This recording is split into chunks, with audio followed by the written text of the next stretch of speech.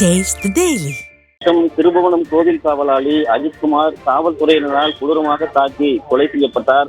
இந்த விவகாரம் தொடர்பாக காவல்துறை மூடி மறைக்கக்கூடிய செயலில் ஈடுபட்டது. அனைத்து இந்திய அண்ணா திராவிட முன்னேற்ற கழகத்துடைய பொதுச் செயலாளரும் சட்டமன்ற எதிர்க்கட்சித் தலைவரும் முன்னாள் முதலமைச்சருமான புரட்சித் தமிழர் எடப்பாடி பழனிசாமி அவர்கள் கடும் கண்டனத்தை தெரிவித்திருந்தார். அதன் பிறகு ஸ்டாலின் மாடல் டெய்லர் அரசு வழக்கு பதிவு செய்யப்பட்டது. கொடூரமாக அந்த கோயில் காவலாளி அஜித்குமார் தாக்கப்பட்ட சிசிடிவி காட்சி எல்லாம் வெளியாகி மிகப்பெரிய அளவில் பரபரப்பை ஏற்படுத்தியது. இந்த நிலையில் அந்த திருபுவனம் கோவில் காவலாளியாக இருந்த அஜித்குமாருடைய இல்லம் கோவில் அருகே இருக்கக்கூடிய மணப்புரம் பகுதியிலே அவருடைய வீடு இருக்கிறது. அந்த மணப்புரம் பகுதியில் இருக்கக்கூடிய அந்த இல்லத்தினருக்கு நேரடியாக சந்தித்து அவருடைய தாயார், சகோதரர், அவருடைய உறவினர்களுக்கு அனைத்து இந்திய அண்ணா திராவிட முன்னேற்ற பொதுச் செயலாளரும் சட்டமன்ற எதிர்க்கட்சித் தலைவரும் முன்னாள் முதலமைச்சருமான புரட்சித் தமிழர் எடப்பாடி பழனிசாமி அவர்கள் ஆறுதல் தெரிவித்து வருகிறார்கள். குறிப்பாக சிவகங்கை மாவட்டம் மடப்புரம் கோவில் காவலாளியாக அஜித்குமார் பணியாற்றி வந்தார். திருப்புவனம் போலீசார் வழக்கு பதிவு செய்யாமலேயே அவரை விசாரணை என்கிற பெயரில் அழைத்து சென்று மிருகத்தனமாக காட்டுமிராண்டித்தனமாக தாக்கியதில் அவர் பரிதாபமாக உயிரிழந்தார்.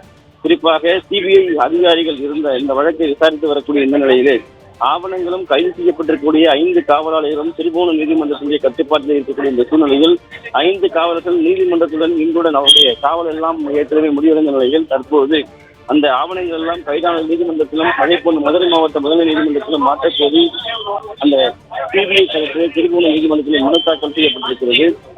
இந்த சிவகங்கை மாவட்டம் திருபுவனத்திலே நகை திருட்டு வழக்கு ஒன்று வழக்கு பதிவு செய்யாமல் கோயில் காவலாளி அஜித்குமார் அழைத்து செல்லப்பட்டு அந்த கோவிலுக்கு மறைவிடமாக இருக்கக்கூடிய பகுதியை வைத்து கொடூரமான முறையில் 4 பேர் கொண்ட காவலர்கள் மிருகத்தனமாக காட்டுமிராண்டித்தனமாக தாக்கப்பட்டார்கள். இந்த சம்பவத்தில் பரிதாபமாக அந்த கோயில் காவலாளி அஜித்குமார் உயிரிழந்திருக்கிறார். குறிப்பாக பத்ரகாளியம்மன் கோவிலுக்கு சொந்தமாக இருக்கக்கூடிய திருமங்கலத்தை சேர்ந்த சிவகாமி வயது 27, அதே போன்று அவருடைய மகள் டாக்டராக இருக்கக்கூடிய நிகிதா தரிசனம் செய்வதற்காக வந்தபோது காரில் இருந்த நகைகள் காணவில்லை என்று கூறப்பட்ட நிலையில் இந்த வழக்கு பதிவு செய்யப்படாமலேயே இந்த கோயில் காவலாளி அஜித்குமார் அழைத்து செல்லப்பட்டு விசாரணை மேற்கொள்ளப்பட்டது. இந்த விசாரணையில் அவர்கள் மிருகத்தனமாக தாக்கக்கூடிய சிசிடிவி காட்சிகள் வெளியாகி மிகப்பெரிய அளவில் பரபரப்பை ஏற்படுத்தியது. இந்த சம்பவம் தொடர்பாக தொடர்ந்து வழக்கு பதிவு செய்யாமல் ஒருவரை எப்படி அழைத்து சென்று விசாரணை நடத்தலாம் என்று அனைத்து இந்திய அண்ணா திராவிட முன்னேற்ற கழகத்துடைய பொதுச் செயலாளர் புரட்சித் தமிழர் எடப்பாடி பழனிசாமி அவர்கள் கண்டனம் தெரிவித்திருந்தார். அதற்கு பிறகு ஸ்டாலினுடைய டெய்லர் மாடல் திமுக அரசு வழக்கு பதிவு செய்தது. இந்த நிலையில் 9.5 நகை எப்படி காருக்குள் வைக்கப்பட்டிருந்த பல்வேறு கேள்விகள் எழுப்பப்பட்டது.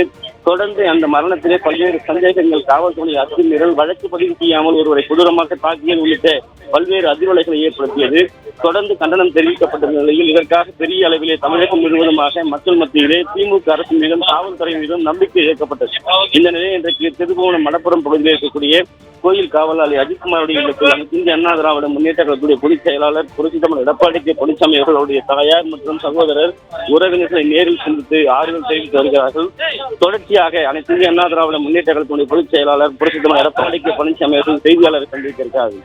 இந்த மிருகத்தனமான தாக்குதல் எப்படி நடத்தப்பட்டது, மகனை இழந்த தாயினுடைய வழி எப்படி இருக்கிறது, தமிழகத்தில் ஆளுகிற திமுக அரசு குறிப்பாக காவல்துறையை கையில் வைத்திருக்கக்கூடிய ஸ்டாலினுடைய அரசு எப்படியெல்லாம் இந்த சம்பவத்திலே அநீதி இழைத்திருக்கிறது என்பது குறித்து மிகப்பெரிய அளவிலே வேதனை அவர்களுக்கு ஏற்படுத்தியிருக்கிறது. இந்த சம்பவம் தொடர்பாக இன்றைக்கு அந்த வீட்டிற்கு நேரடியாக சென்று அனைத்து இந்திய அண்ணா திராவிட முன்னேற்ற கழகம் ஆட்சியில் இருந்தாலும் இல்லை என்றாலும் மக்களுக்கு ஏற்படுகிற அநீதிகளை, இதுபோன்ற காவல்துறை நடத்துகிற அத்துமீறல்களை, ஆளுகிற அரசு செய்யக்கூடிய அட்டூழியங்களை தோலுரித்து காட்டும் விதமாக அவர்களுக்கு ஏற்கனவே கண்டனம் தெரிவித்தது. இந்த நிலையில் தற்போது ஆறுதல் தெரிவித்து வரக்கூடிய அந்த காட்சிகளை நாம் பார்த்து வருகிறோம்.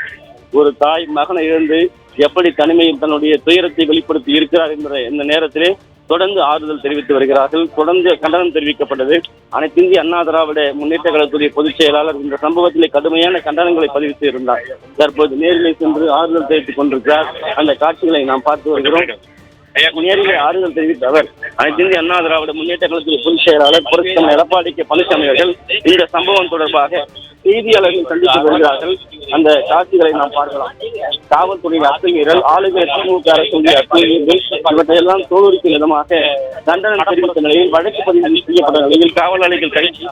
தற்போது அனைத்து இந்திய அண்ணா திராவிட முன்னேற்ற பொதுச் செயலாளர் நேரில் சென்று ஆறுதல் தெரிவித்த நிலையில் தற்போது செய்தியாளர்களை சந்திக்க வருகிறார்கள். அந்த நேரடி காட்சியில் தற்போது பார்த்து வருகிறோம்.